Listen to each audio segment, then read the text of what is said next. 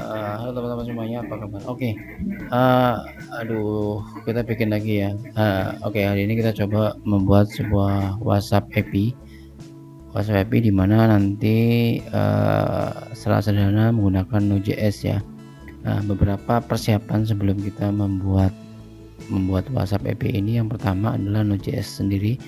Nah, nanti Node.js yang dibutuhkan adalah Node.js versi 12 ke atas. Jadi buat teman-teman yang memang belum Node.js-nya belum versi 12 atau minimal 12, bisa install ulang Node.js di nodejs.org. Nah, kemudian ada juga Express. Nanti kita butuh Express untuk membuat server.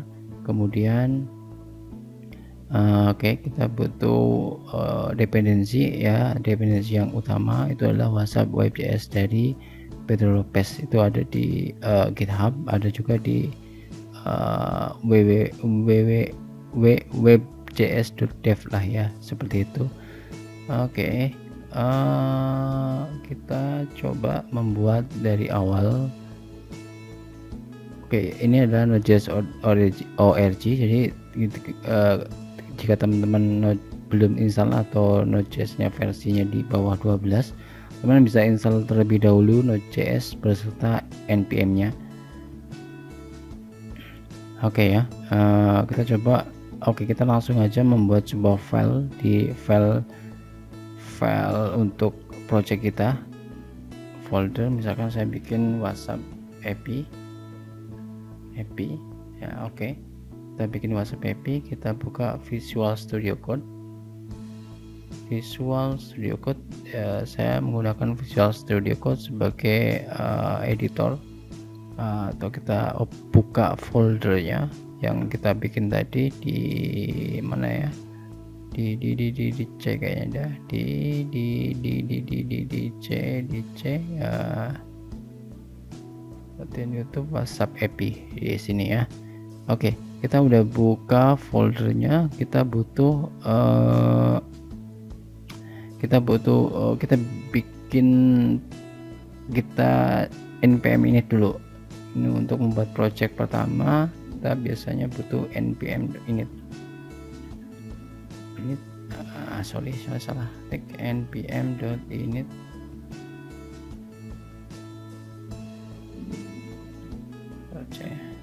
npm.init. Oke, kita bikin, kita nek aja lah ya. Nah, kita bikin entry point-nya ya, aplikasi entry point kita app.js ya, bisa bebas sebenarnya, bisa index.js, bisa apapun. Nah, saya menggunakan app.js. Nah, lalu kita instalasi beberapa modul ya. Pertama kita butuh Express.js, terus kemudian kita butuh WhatsApp Web. Nah, kita install npm install Express.js, install Express.js. Oke ya, Express sudah terinstall. Kita coba ke Express-nya untuk get started ya. Coba kita get started, tadi installing udah ya, lalu kita get started di hello world-nya. Nah, untuk hello world kita coba kopikan dulu di sini. Oke, sorry, ini apa ini kok, alah, coba kita belum di copy sepertinya. Kita kopikan dulu di sini, kita paste di project app.js kita. Oke, ini sebenarnya udah jalan, udah bisa dijalankan nih Express.js, cuman untuk WhatsApp Web belum bisa. Kita coba ke WhatsApp Web, lalu kita lanjut ke WhatsApp Web.js untuk melakukan instalasi di sini. Oke, WhatsApp Web.js instalasinya di mana nih? Oh, ini instalasinya npm.whatsapp install whatsapp.web.js. Oke, kita install aja. Oh, salah ketik bos, salah copy aja salah. Coba. Oke, kita ke sini ya, npm i whatsapp web.js. Oke, ini agak lama sih biasanya karena WhatsApp web ini butuh beberapa dependensi yang dibawa, itu seperti Chromium dan Puppeteer ini. Nah, dia kan install Puppeteer lalu dia install download Chromium, jadi agak lama. Jadi kalau koneksinya kurang bagus biasanya agak lambat banget gitu kan. Oke, sambil menunggu downloadnya selesai, kita coba untuk lihat di beberapa dokumentasi dari WhatsApp web. Example usage-nya ini seperti ini ya. Konsol di sini, kemudian oke, di WhatsApp web kita sebenarnya penggunanya seperti ini. WhatsApp web, kita coba ke sampel dari WhatsApp web di GitHub. Nah ini nih, WhatsApp web Pedro Lopez GitHub. Nah ini sampelnya. Nah kita bikin session nih, bikin session agar jadi gini, kalau kita nggak membuat session, nanti ketika setiap aplikasi kita close ya, setiap kita menyalakan lagi atau setiap kita koneksikan lagi, maka dia akan meminta scan barcode ulang. Nah ketika kita sudah membuat file session ini, maka kita tidak perlu scan ulang gitu, kita udah connect otomatis langsung ke connect yang sebelumnya kita koneksikan, karena sessionnya otomatis tersimpan ya. Seperti itu cara membuat session. Kita langsung aja ya, kita contoh, kita ngambil dari sampel ini aja ya agar lebih cepat. Ke WhatsApp web JS di GitHub, lalu kita coba ke example-nya.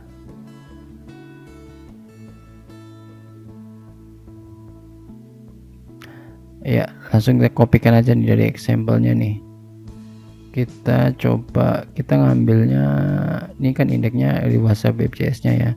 Kita file system required ya. Oke, kita copy dari sini nih. Oke, kita copy dulu di sini guys, dari 4 ke 41 semuanya aja dulu, nanti kita edit di 45 ya. Kita dari sini dulu, kita copy dari 45. Oke, ini udah selesai downloadnya ya. Kita coba copy di sini nih.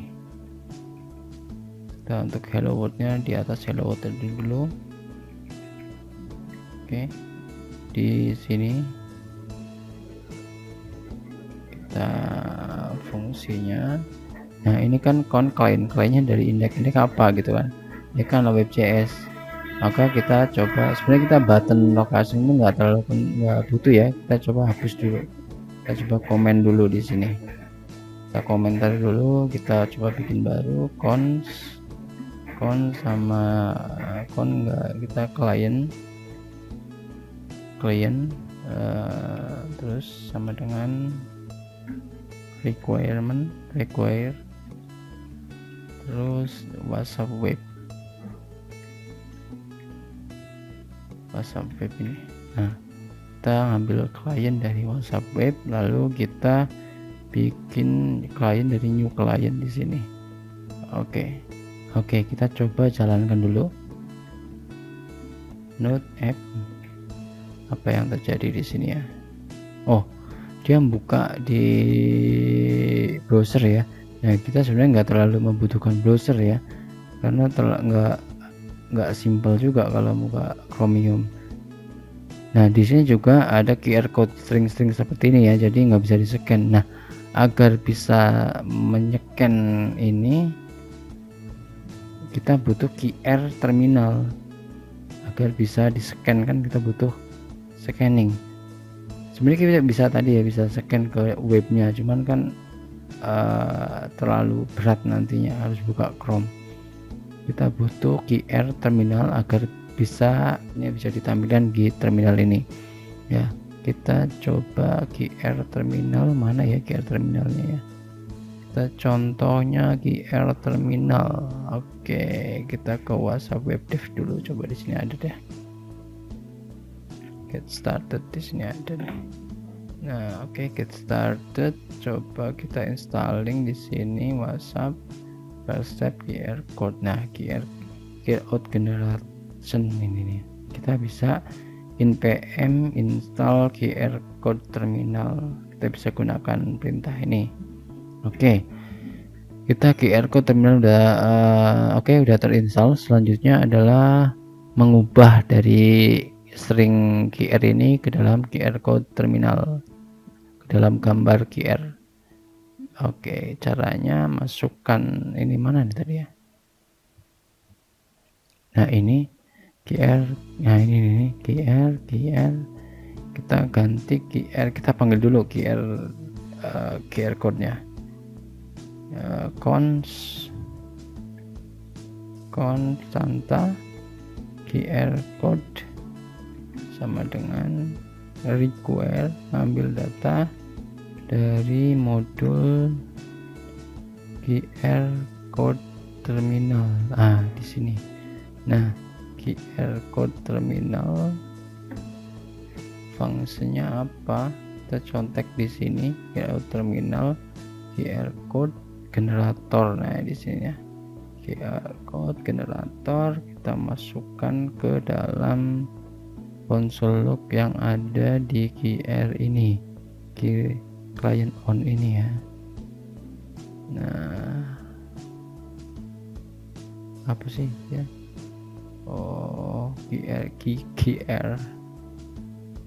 QR code. Oke. Jadi udah bisa ya di sini, nanti akan ada muncul di sini. Coba kita jalankan dulu. Apakah nanti muncul di terminal ini QR code-nya? Jadi di sini muncul, tapi Chromium-nya juga masih muncul.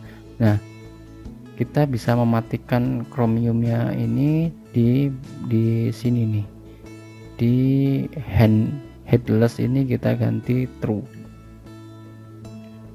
Jadi nggak muncul lagi Chromium-nya tadi ya, pop up Chromium-nya. Oke, kita coba lagi.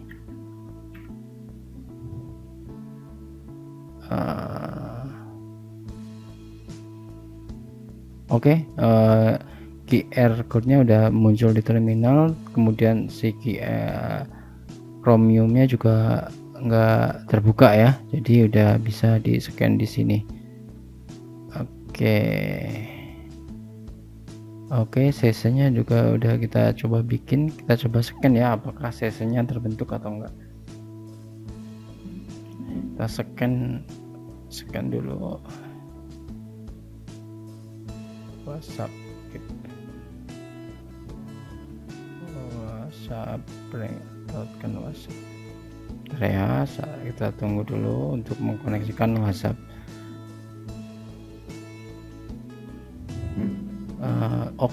Udah ready ya, berarti udah bisa. Session.json-nya juga udah terbentuk di sini. Artinya ketika session ini udah terbentuk, maka kita tidak perlu scan berulang-ulang, itu berulang kali, cukup satu kali kemudian dibentuk session.json.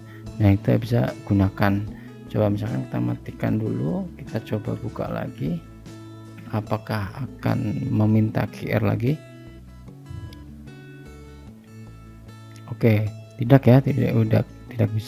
tidak meminta QR code lagi, dan otomatis dia ngambil data dari session.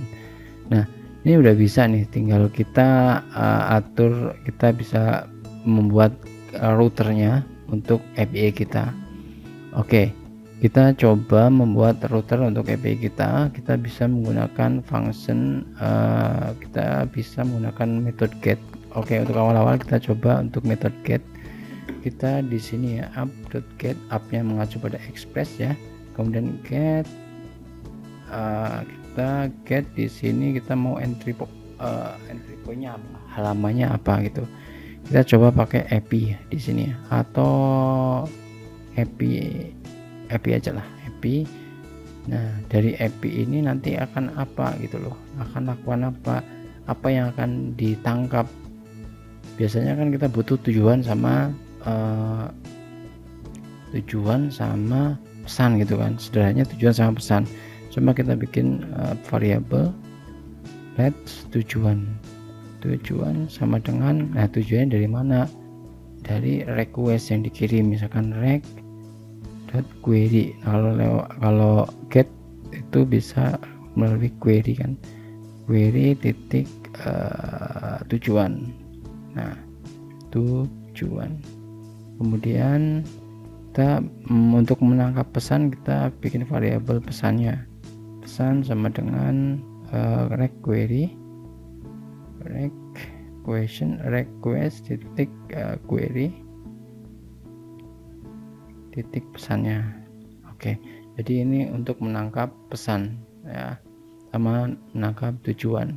Oke, selanjutnya bagaimana untuk mengirim pesannya gitu kan, untuk mengirim pesan WhatsApp-nya kita butuh coba dokumentasinya, kita kembali ke dokumentasi, ke sampelnya aja langsung. Untuk mengirim secara langsung kita butuh client ya, di sini nih kita butuh client message, mana tadi ya, message, nah send message, nah di sini nih.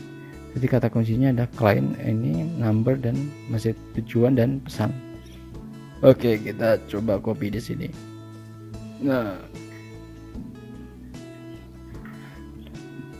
Nah di sini kita numbernya ganti tujuan,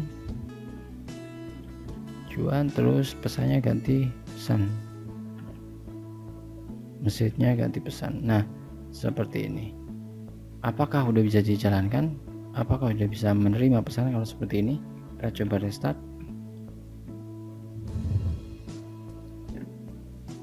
Oke, kita tunggu sampai ready dulu. Oke, ready. Kita coba. Nah untuk mengirim pesannya kan kita bisa seperti ini kan, localhost, portnya kita tadi 3000 kan, 3000 flash ya, sesuai yang kita bikin tadi, IP ya di sini. Terus tanda seru untuk query kan, tujuan ini udah ya, tujuan sama dengan nomor HP kan, tujuan, terus sama dengan dan lagi di sini ada pesan sama dengan pesannya apa, misalkan halo saya happy baru, saya happy WhatsApp. Nah seperti itu, coba kita kirim. Nah ini loading terus ya, kenapa gitu loh, kenapa error ya. Oke, kita coba selesaikan, ternyata belum bisa bekerja ya. Nah kenapa seperti itu? Karena kita belum mengirim apapun ke klien, jadi tadi loading terus. Nah misalkan IP, kita coba ngirim pesan ke klien dulu dah.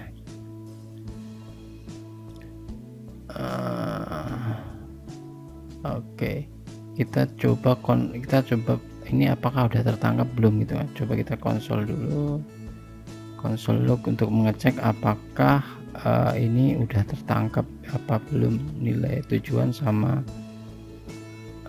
pesannya gitu, apakah tujuan sama pesan udah bisa ditangkap apa belum. Tujuan terus pesan. Oke, kita coba ya, jalankan lagi evaluasi, tidak dapat properti API. Ini udah bisa tertangkap ya, ini tujuan sama pesan. Tujuannya udah tertangkap, pesan tadi udah tertangkap di sini. Tapi ini muter-muter karena memang nggak ada apapun yang dikirim ke klien, iya kan. Nah agar tidak loading seperti itu, kita bisa untuk sementara kita bisa mengirim ke klien seperti ini. Misalkan responnya apa gitu, respon JSON, kita bisa JSON titik, kita bisa JSON dulu lah, kirim JSON dulu aja biar nggak loading terus. JSON status aja lah, status apa sih susah amat, status false saja. Oke, status false. Oke, kita coba matikan dulu, kita coba jalankan. Nah ini udah start, jadi nggak loading terus ya, status false. Oke, selanjutnya kita coba mengirim pesan. Kita coba lihat dokumentasi lagi untuk mengirim pesan tadi. Nah mana tadi ya, di sampelnya aja deh, kita langsung sampelnya aja.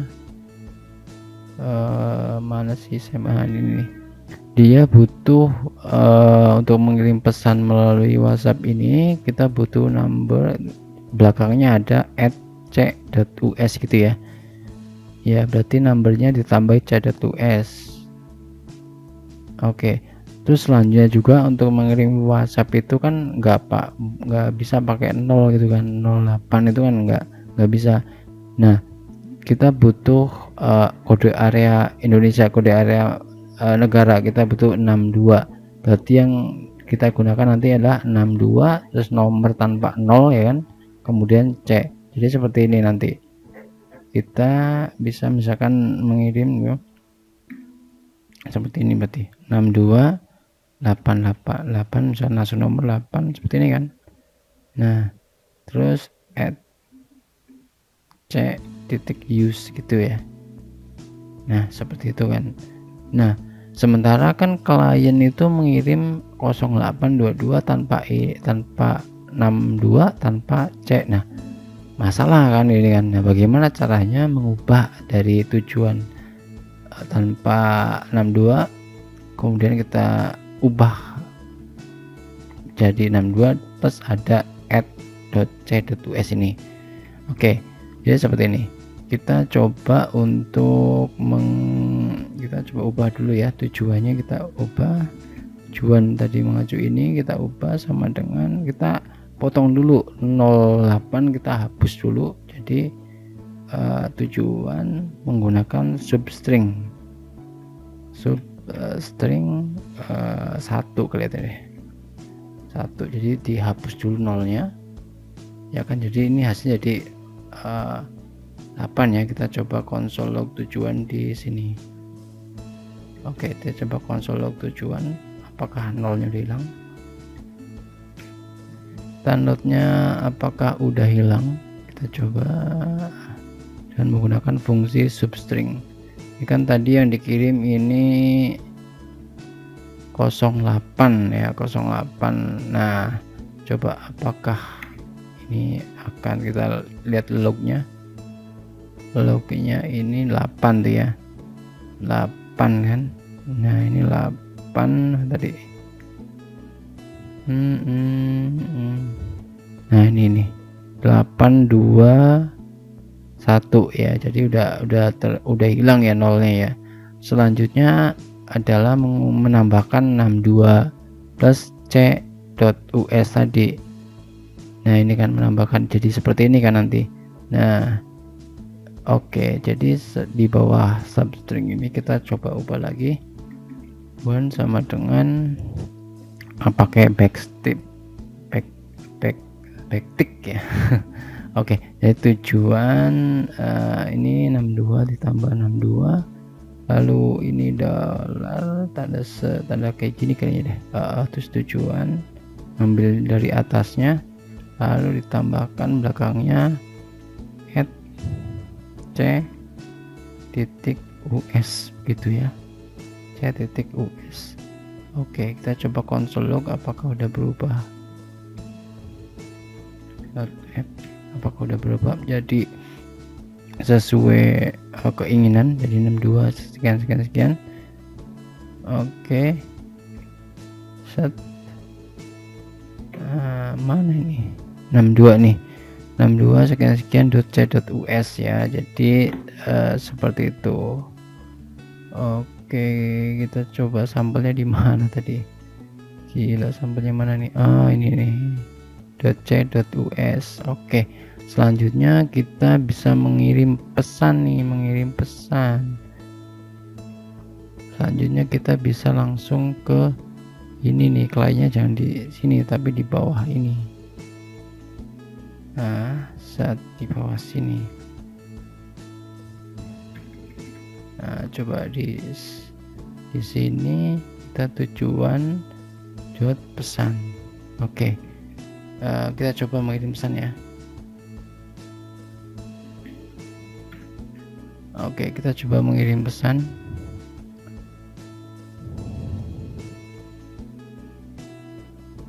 Oke, kita coba satu false karena emang nggak ada opsi lah, cuman kita setting false aja. Ready pesan. Nah, kita coba menggunakan ini kan nomornya nggak valid ya, nomor acak sembarang. Kita coba nomor yang valid, nomor saya nih, coba kirim. Oke, terkirim ya. berarti terkirim, udah sukses terkirim, berarti benar, udah bisa. Nah, kayak tadi kan masalahnya adalah ketika nomornya nggak terdaftar itu kan. Nah, bagaimana caranya gitu kan agar hanya nomor terdaftar aja yang bisa mengirim ya. Oke, jadi seperti ini, kita ada fungsi di dalam dokumentasinya, kayak ada is registered ini ya, user jadi ngecek apakah user ini terregistrasi di WhatsApp. Ini fungsi is registered ini. Oke, kita copy, kita coba taruh di sini. Mana tadi?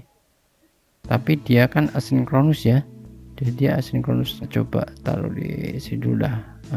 Fungsinya kita coba pakai await untuk mendapatkan hasil dari asinkronus. Kita menggunakan fungsi await. Kita coba misalkan bikin variabel let check user sama dengan await, pakai fungsi await agar menunggu ini selesai lalu mendapatkan hasilnya apakah true atau false. Klien ini kan, klien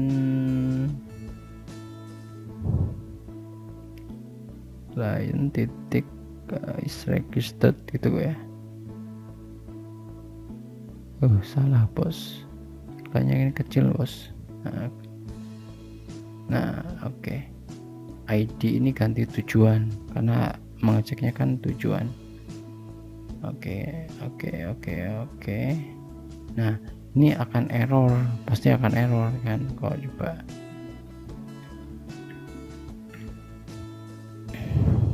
Tuh, await is only valid in asynchronous function. Nah ini kan await itu hanya digunakan di dalam fungsi asinkronus ya, kita tinggal nambahkan aja di async ini, di function ini kata async, udah selesai di sini ya. Terus bagaimana caranya ketika kita hanya mengirimkan kepada nomor yang terdaftar aja. Oke, jadi seperti ini teman, kita coba menggunakan fungsi kondisi if aja. If check user, if check user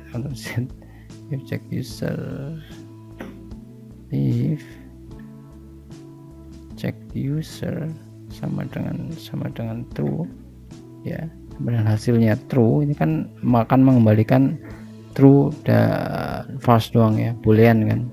Nah maka apa yang lakukan ketika ini terdaftar di dalam WhatsApp, maka dia akan mengirim pesan ke dalam sini, akan mengirim pesan ya kan. Terus kemudian respon, terus kemudian dia akan melakukan respon ke kliennya bahwa statusnya berhasil terkirim, status true, terus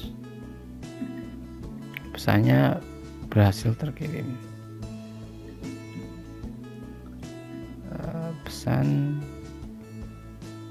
Pesannya kita ambil pesan dari sini aja ya. Pesan ini, pesan status pesan, terus kasih tahu lagi bahwa ini berhasil terkirim. Apa ya, message aja, MSG lah, MSG berhasil terkirim, pesan berhasil terkirim. Ketika ininya tidak terdaftar, kita pakai fungsi else, maka kita kirim ke klien respon JSON statusnya adalah false, lalu pesannya pesan, terus message-nya gagal terkirim, seperti itu ya. Pesan Anda gagal terkirim. Oke ya, seperti itu. Kemudian kita hapus lagi semuanya, konsol lognya dihapus. Oke, jadi kita ngecek dulu apakah user ini terdaftar di WhatsApp apa enggak dengan menggunakan check user client is registered user tujuan, apakah tujuan ini terdaftar atau enggak. Ketika ini nilainya true berarti terdaftar, maka mengirim pesan, ya kan. Kemudian mengembalikan ke klien, respon ke klien adalah statusnya true dan pesan berhasil terkirim. Ketika ini nilainya adalah false, maka ketika nomornya tidak terdaftar, dia akan mengembalikan ke klien respon to JSON status false, lalu pesannya apa, lalu mengembalikan message pesan Anda gagal terkirim, seperti itu. Oke, kita coba ya, kita coba jalankan apakah benar, apakah bisa seperti itu, apakah servernya jalan. Oke, kita coba mengirim pesan. Ini pesannya adalah tidak, coba kita pakai nomor yang sembarangan ya. Oke, kita coba pakai nomor yang ngaco gitu. Oke, jadi false, pesan Anda gagal terkirim ya karena nggak terdaftar di WhatsApp gitu kan. Oke, lalu kita coba untuk nomor yang valid 95662466 ya, kita menggunakan nomor yang valid.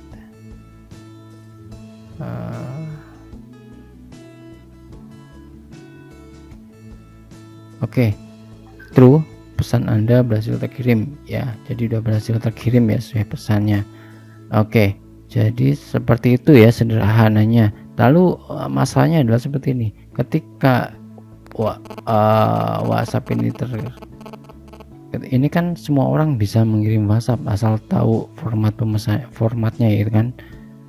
Nah, bagaimana caranya? Hanya Anda sendiri yang bisa, atau hanya orang yang mempunyai autentikasi aja yang bisa mengirim WhatsApp.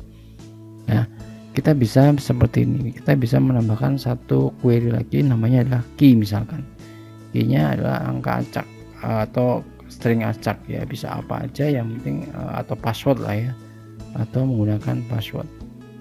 Nah, seperti ini misalkan key-nya. Nah, kita harus samakan dulu key-nya ke dalam sistemnya, sistem database misalkan. Key-nya sama apa enggak? Kalau dia sama, maka bisa mengirim pesan. Ketika dia tidak sama, maka akan terjadi gagal ya. Oke, kita coba ya, kita samakan key-nya. Kita coba bikin autentikasi sederhana. Kita coba simpan key dulu. Let's key sama dengan string ya, di sini key seperti itu. Oke, ini key. Lalu kita menggunakan kondisi lagi nih, kondisi misalkan key yang di klien, ini kan key yang disimpan di server kita, lalu key yang dikirim, kita tangkap key yang dikirim oleh klien. Oke, misalkan kita bikin variabel let's key client sama dengan kita tangkap requestnya, query-nya, query key ya kan, key tadi ya. Kalau yang di sini kan query-nya tadi key ya. Oke, key. Nah, seperti itu. Nah, lalu seperti ini, kita buat kondisi if key if key sama dengan key client ya, yang dikirim itu sama ya, maka dia bisa mengirim pesan. Oke, kita di atas ini adalah kita bisa mengirim ke sini gitu, bisa mengirim pesan. Nah, seperti itu, kita bisa mengirim ketika key klien yang dikirim oleh klien sama dengan key yang ada di server, maka dia akan mengirim pesan ke sini. Lalu ketika dia misalkan salah, kita bisa mengirim respon ke klien. Nah, misalkan kita respon JSON aja, respon JSON misalkan status false, message Anda tidak terdaftar, Anda tidak berhak menggunakan app ini. Anda tidak key Anda salah, tidak berhak mengirim pesan. Oke, jadi seperti itu. Jadi ketika ini key yang dikirim oleh klien tidak sama dengan key yang ada di server, maka akan tertolak. Oke, kita coba ya, kita coba jalankan.